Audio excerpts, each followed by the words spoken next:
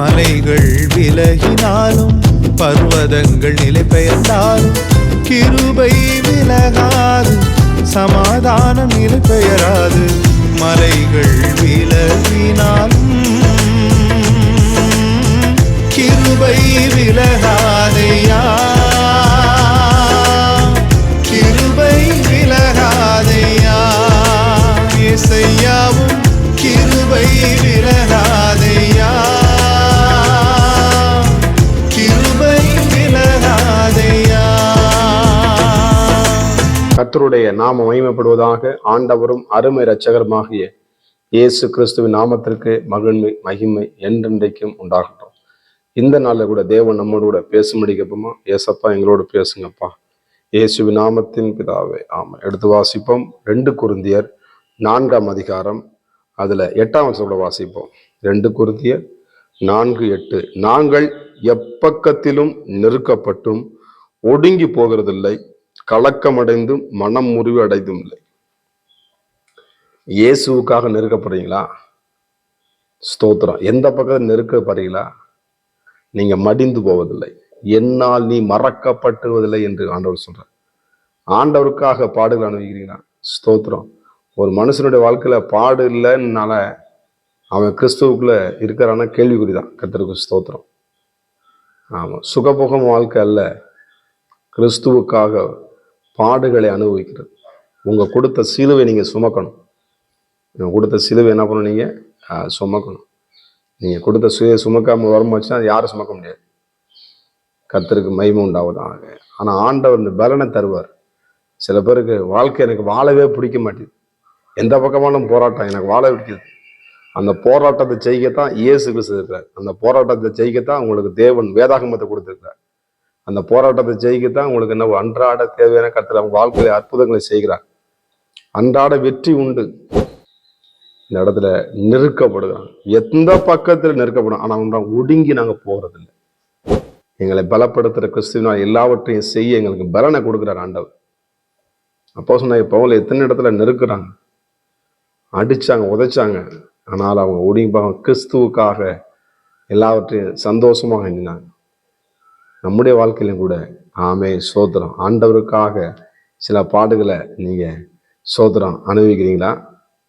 இல்லை பாஸ், எனக்கு பாடே கிடையாது. ஸ்தோத்திரம். எனக்கு எந்த பிரச்சனையும் கிடையாது. அப்பெல்லாம் அப்படின்னா அப்போ உடம்புல கில்னா வலிக்கணும். உடம்புல கில்னா வலிக்கிறனாகும், உடம்புல ஏதாவது பிரச்சனை இருக்குன்னு அர்த்தம். அந்த சைவத்தில் என்ன பண்ணணும்? கில்னா அது வலிக்கணும். கர்த்தருக்கு ஸ்தோத்திரம். நெருக்குதல், நெருக்கணும். அப்போ இந்த இடத்துல எழுதப்பட்டிருக்கிறது 2ஆம் வசனம் சொல்லுது பாருங்க.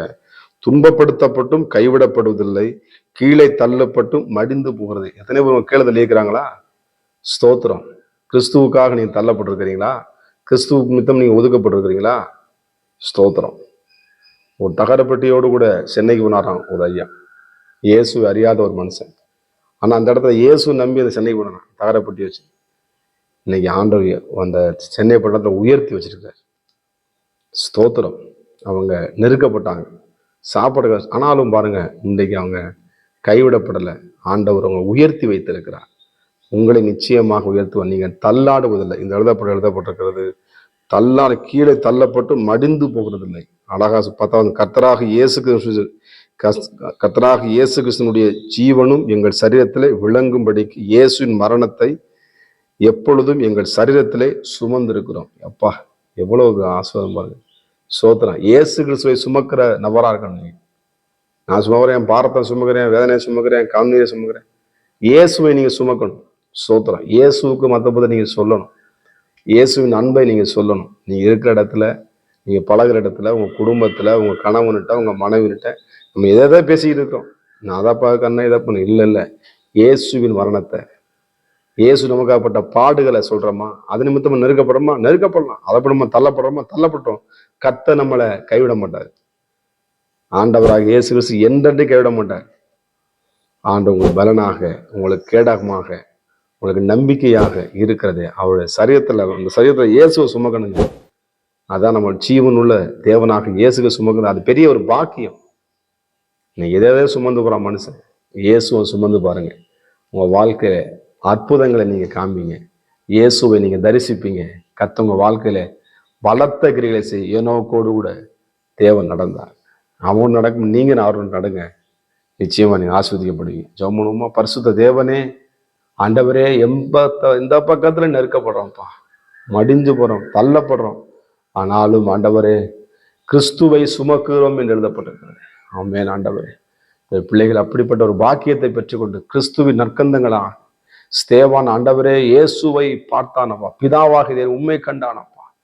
எத்தனையோ வழிகள், எத்தனையோ அடிகள், ஆனால் இயேசு ஒரு காட்சி எடுத்தீங்களப்பா. இயேசுவே, உடைய பிள்ளைகள் உண்மை சுமக்கட்டும் அப்பா, உண்மை பிரதிபலிக்கட்டும் ஆண்டவர். இந்த முழு உலகம் உண்மை கண்டு கொள்ளட்டும், அற்புதங்கள் நடக்கட்டும். இயேசுவின் நாமத்தின் பிதாவே, ஆமென். God bless you. கர்த்தர் உங்களை ஆசீர்வதிப்பாராக. எனக்கு விரோதமாய் எழும்பும் ஆயுதம் வாய்க்காதே போகும் என்று வாக்களித்தீர்.